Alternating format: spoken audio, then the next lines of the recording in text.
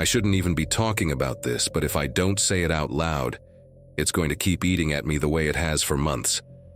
So listen carefully, because what I'm about to tell you isn't a story I heard or a rumor that spread through forums. This happened to me directly, and every time I try to sleep, I can still hear that soft click my keyboard made the moment everything changed. The moment I realized the internet has corners that don't just hide strange people. They hide operations, predictions, and systems that shouldn't exist. And the worst part? They work. They work better than anything I've ever seen. I got into the deep web years ago, mostly out of curiosity and boredom. You don't start by looking for trouble. You start by checking out the stuff everyone jokes about.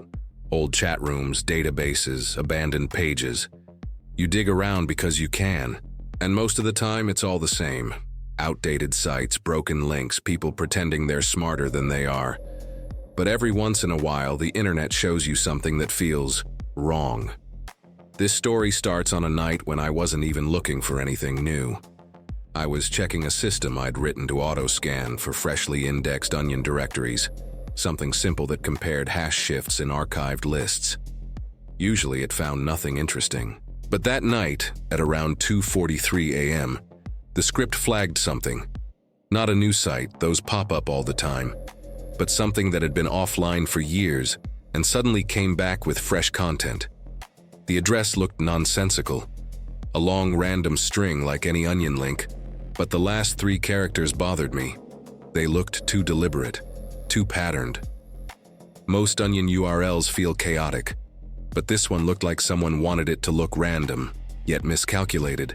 That was the first sign something was off. I loaded it through Tor behind an isolated virtual machine with my usual chain of protections. At first, the page didn't look like much. Black background, white lines of text, like a plain text document. No images, no clickable links, no scripts running in the background, at least that's what it seemed. The header simply said, Chronicles. Nothing else. Below it was a list, just timestamps and short descriptions. The timestamps were all in the future. When you've been on the deep web long enough, you know that people pretend to predict things all the time. I thought it was a joke when I saw the first entry. It said something about a large transportation disruption in a major European hub. Nothing specific, nothing impressive. But the timestamp caught my eye. It was about 37 hours ahead. I didn't close the page. I didn't even move my cursor. I just stared at it. That stupid line of text glowing on my screen like it was mocking me. Anyone can write predictions. The deep web is full of wannabe prophets. But it wasn't the content. It was the formatting, the precision, the subtle metadata hidden behind the code. Whoever wrote that entry wasn't typing manually. It was being generated and published automatically. And when I dug deeper into the page's backend structure, I realized the timestamps weren't manually inserted. They were system timestamps tied to a server clock that had near-perfect synchronization with real-world UTC. That's when I started logging everything. Over the next few hours, more entries appeared. One about a financial market dip in a specific sector. Another about a sudden communication outage in a South American city. The kind of things you'd usually ignore because people guess these all the time. Except this page wasn't guessing. I didn't know that yet, but I would soon. At around 4 a.m., exhausted but weirdly wired, I finally shut everything down and went to bed. When I woke up the next day, I wasn't even thinking about the site until I saw a notification on my phone. A news alert. Something about a major transportation disruption at one of the busiest airports in Europe. The same kind of phrasing used on the site. The same kind of timing. I almost dropped my phone. Coincidence. That's what I told myself. Anyone could guess an airport might shut down for a few hours. Weather, staffing issues, systems failing. Happens all the time. It meant nothing. But I didn't believe my own excuses. My stomach felt tight all morning. Later that day, out of pure obsession, I went back to the website. 3 entries had already been marked as archived. They'd happened. The site didn't update them with news links or anything traceable. It simply moved them from upcoming to logged. No fanfare, no commentary. As if it knew they were always going to happen. That's when I realized this wasn't entertainment. Someone had built a system that anticipated global events with a level of accuracy I'd never seen. And they weren't bragging or advertising it. They weren't selling anything. They weren't asking for followers. They weren't leaving contact info. They were just quietly documenting what was coming next. But there was something else. Something that made me feel like I was already being watched. Every time I refreshed the page, the list changed slightly. Not the predictions themselves, but the way they displayed. It was like the site adjusted itself based on who was viewing it. Metadata shifted, hashes reordered, as if it personalized the experience in ways I couldn't trace. My instinct told me to leave it alone, but I didn't. I kept watching the page every day. I shouldn't have. About a week later, a new prediction appeared that made my blood freeze. It mentioned a specific facility in a region I recognized immediately because I'd done freelance cybersecurity auditing for a company with servers nearby. The entry was vague on purpose, but the location hint was unmistakable. It said there would be a systems blackout lasting approximately 9 hours, with a timestamp for 3 days in the future. The only way someone could know that is if they had access to highly restricted infrastructure details, or something worse. I checked in with a contact who worked near the area, pretending I needed some specs from a previous job. Nothing seemed wrong. Everything was stable, no maintenance scheduled, no outages planned. But the site knew. Over the next 3 days, I barely slept. I monitored the facility's public network. I scanned traffic anomalies. I checked every possible clue that something was going to happen. Nothing. Absolutely nothing. Then the blackout hit. Not the area in general, just the cluster of systems the prediction referred to. And the outage lasted almost exactly 9 hours. I watched the logs through my remote tools as everything went offline in a perfect curve, like a controlled collapse. It wasn't random. It wasn't caused by weather or human error. Somebody executed something precise. Too precise. When the systems came back, my contact called me in a panic, asking if I'd seen anything unusual in the last days. I lied. I denied knowing anything. And then I closed every tool and stared at my screen for maybe 10 minutes straight. I knew I was dealing with something impossible. A system that either had access to information no human should have or something that could model events before they happened. And then came the moment that destroyed any doubt I had. Because a new prediction appeared. And this time it wasn't about airports or financial markets or communications. It was about a person. It was about me.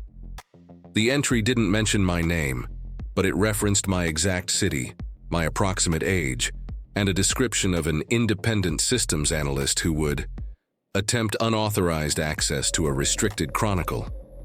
The timestamp was 3 days ahead. I felt cold all over. I wasn't touching restricted parts of the site. I wasn't probing it. I was just reading it. But somehow someone or something knew exactly what I had been doing, why I was there, and what I might do in the near future. I didn't know what restricted chronicle meant, but I had a guess.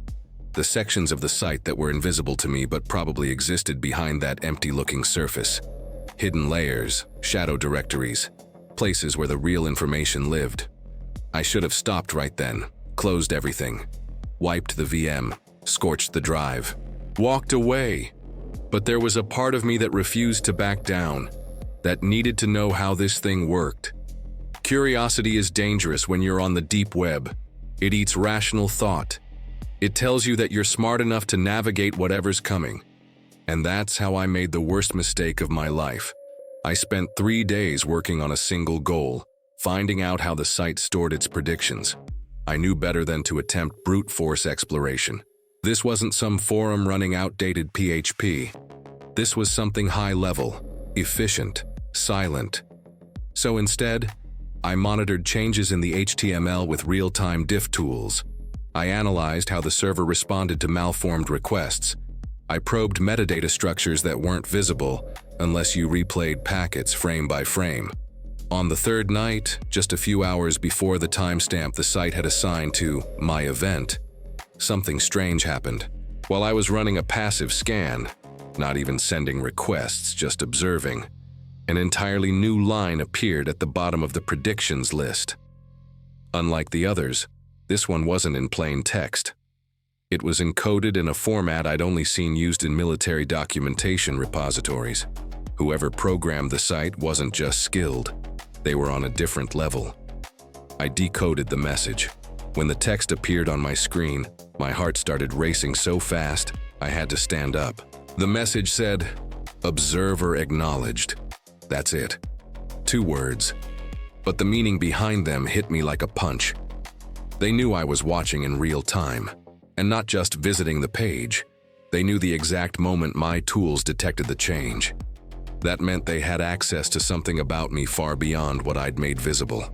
I started unplugging everything, every cable, every external adapter. I was ripping connections out of my setup like I was defusing something wired to blow. But the page didn't close. Even after my system went fully offline, the tab stayed open. That's not possible under normal circumstances. A browser cannot display live updated content without an active connection. Yet the page wasn't just open, it updated again. Another line appeared slowly, as if it wanted me to watch each letter appear one at a time. Chronicle in progress. I slammed the laptop shut like that would help. It didn't. A part of me thought the message would still be there when I opened it again, even without power. That's how wrong everything felt. I sat in silence for almost an hour, the laptop closed, my hands shaking. I kept glancing around my room as if someone was there with me. Not physically, but digitally.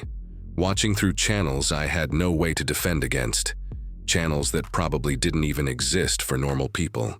When I finally opened the laptop again, I did it slowly, like peeling back something I didn't want to see.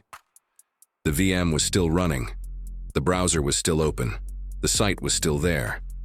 But the page was empty except for one final line. "You were never supposed to find this." I didn't touch the deep web for days. Every sound in my apartment made me jump. Every flicker of light on my router felt like a warning. I didn't know if I'd triggered something, if the site was automated, if it was human, or if it was something else entirely. But the real nightmare didn't begin until the following week. Because 7 days after the Chronicle in Progress message, something happened in my city. Something the site didn't publish, didn't log, didn't acknowledge. But it was connected. I felt it in my gut the moment it happened. And that's where everything escalated into something I still can't fully explain. Something changed in the atmosphere of the city that week, though most people didn't feel it the way I did. It started with flickers, short outages in random places that didn't make sense. Not enough to alarm the public, but enough to make anyone who understands systems stop and wonder what was happening behind the scenes. I kept noticing inconsistencies in network responses from buildings that had no relation to each other, latency spikes that followed no pattern, background processes showing up in scan logs for devices that shouldn't have been communicating with anything outside local networks. I thought it was just me being paranoid. After everything with the site, I assumed my brain was seeing shadows where there were none. But the more I compared timestamps, the clearer it became. These anomalies were synced, not identical, but ordered. Like someone was running a test, a calibration, and the timing lined up exactly 7 days after the message I received. I wanted to ignore it. I wanted to pretend my life was still normal. But when you've worked with networks as long as I have, you develop instincts. And every instinct in my body screamed that what I was seeing wasn't random. It was preparation for something else. 2 days after the flickers started, I received my first direct message associated with the site. Not on Tor, not on any encrypted channel, not even through anything tied to my deep web activity. It came through a personal account I hadn't used in years, an inbox I'd abandoned because it was tied to old projects that had nothing to do with anonymity. The subject line was blank. The sender address was nonsense. The body contained only one sentence: "Do not interfere." My hands went numb. I didn't reply. I didn't forward it. I didn't even breathe for a few seconds, because that sentence meant something unmistakable. They weren't warning the world. They were warning me personally. The email shouldn't have existed. That account wasn't linked to anything I'd done in ages. I checked the timestamps, the headers, the servers it bounced through. Whoever sent it used relays I didn't recognize, relays that didn't belong to any public or private routing table. Some of the packet signatures didn't resemble normal traffic protocols at all. They felt synthetic, assembled, as if they'd bypassed conventional network layers entirely. And then the outages stopped, completely. No more flickers, no more anomalies. Nothing unusual, like someone flipped a switch and powered down whatever operation was happening. But they didn't power down everything. A new prediction appeared on the website. The first one since the message addressed to me, and it was different from the others. Not in structure, but in tone. It said there would be a coordinated shift in digital frameworks affecting multiple nations simultaneously. It didn't explain what shift meant, but the timestamp gave me chills. The event was scheduled for 9 days in the future. This one felt bigger. Too big. I didn't want to be involved anymore. I closed the tab and promised myself I wouldn't open it again. I deleted the VM and physically removed the SSD it had been running on. I wiped the drive using a hardware-level eraser until I was confident nothing remained. And then, 9 days later, the shift happened. Not in the loud way you might expect, not with global outages or media panic. It happened quietly. Subtle code changes across government portals, silent certificate rotations on major corporations simultaneously, security layers realigning around frameworks that hadn't been officially adopted yet. I was watching networks I had no business monitoring, just to see if the prediction was real. And it was.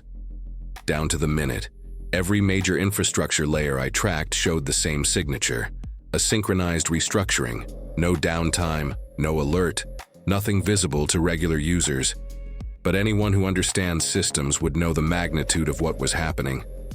It was like watching dozens of digital ecosystems molt at once, as if guided by a single invisible hand. That's when I realized something terrifying. These weren't predictions, they weren't forecasts, they weren't warnings, they were logs. The site wasn't telling us what would happen. It was documenting what someone, or something, had already set in motion. Events weren't being predicted. They were being executed, planned far in advance, then recorded as chronicles, so someone, somewhere, could monitor their timeline like an engineer managing a system rollout. The world wasn't random, it was structured, and someone had the blueprint. After the shift, the website didn't update for almost a month. I forced myself to stop checking, but the silence made things worse. I'd open my browser, hesitate, then close it again because I knew that if I saw a new prediction, I'd spiral even more. The site already knew who I was. It had acknowledged me. It had warned me. And the idea of seeing a new chronicle that referenced anything close to my life made me feel sick. I tried going about my days normally, working, eating, sleeping, but every time I touched a keyboard, every time I powered up a machine, I felt eyes on me. Not human eyes, but something observing, calculating, measuring how much I understood. Then, late one night, just when I thought maybe the site had gone offline permanently, I saw something that made my chest tighten so hard it physically hurt. Not an email, not a pop-up, not a message, but a change in my own local logs. A signature appeared in the timestamps, the exact same signature format used by the Chronicles site. It had embedded itself into a local process I didn't recognize, marking the exact moment I booted the machine. A chronicle, a real one, on my own system. The entry said, "Observer remains active." I froze. Whoever or whatever operated the site hadn't abandoned me. They were waiting, watching, tracking. I shut the machine off immediately and pulled cables out with shaking hands. But the damage was done. The signature proved that the site didn't just exist in the dark corners of the web. It could reach out, cross boundaries no website should cross, embed itself into systems that weren't connected to anything when the event occurred. They didn't need access to my machine. They needed access to time itself. I didn't touch any device for days after that. I stayed offline, reading books, doing anything that didn't involve electricity. But you can't hide from your own mind. You can't hide from your own fear. And curiosity. Curiosity eats at you. It waited until one night I couldn't resist anymore. I powered up an entirely new system, fresh hardware, fresh install, air-gapped from the world, and visited the Chronicle address one last time. The site loaded instantly, no lag, no boot delay, as if it knew I was coming. And this time, there was only one message on the page. This timeline remains compliant. I stared at those words for a long time. I wondered what timeline they meant. I wondered what compliant meant. I wondered if I was supposed to feel relief or dread. And then, below that message, a second line appeared. Thank you for your cooperation. It didn't make sense. I hadn't cooperated. I hadn't helped them. I hadn't interacted with them at all beyond looking at their site. But then I realized something that made my skin crawl. Maybe cooperation didn't mean helping. Maybe cooperation meant not interfering. Maybe all they ever wanted was silence. The page didn't update again after that day. Eventually, the link stopped loading entirely. My tools couldn't find its server. The address no longer responded. For all I know, it vanished from the deep web completely. But I don't think it's gone. I think it's waiting for the next chronicle, the next shift, the next set of events that have already been planned and executed long before any of us ever see the consequences. And maybe one day the site will come back, not as a web page, but as something else. Maybe it's still watching, tracking every digital footprint we leave behind, waiting for us to take one step too far. And I know one thing for sure, I wasn't supposed to find it. But now that I have, I'm part of its record, whether I want to be or not. If you ever stumble into something like this, something that feels too precise, too quiet, too aware, close it. Erase it. Pretend you never saw it. Because some parts of the deep web aren't built for people like us. They're built for systems that don't just observe the world, they shape it. And once you look into them, they look back. Thank you for listening to this story. If you stayed until the end, it means more than you know. And if you want more stories like this, deeper dives, stranger encounters, and things most people will never dare to explore, don't forget to support this channel. Share this video with someone who loves mysterious internet stories, and stay close for what comes next. Because trust me, there's always a next chronicle.